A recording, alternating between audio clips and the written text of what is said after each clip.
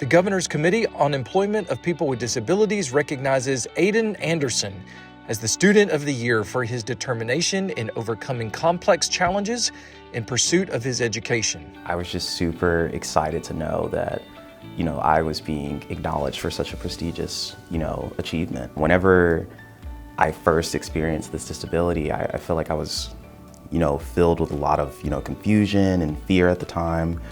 His mom reached out to me about our services. She reached out to me in regards to getting Aidan set up with service because his vision loss was very sudden and it had just happened. I was coming off a very superstar freshman year, A's and B's in all my classes. I conquered Calculus 1.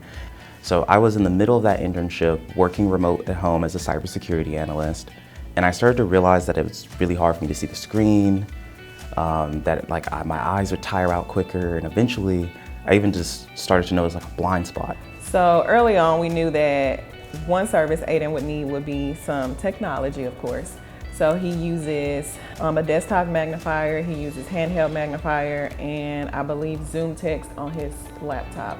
And all those devices can be taken to class or he can use them in his dorm room. They did all the things that you would expect to be able to, tell me hey, even in this moment where you are 3 weeks away from school, and if you want to go back, we will fully back you.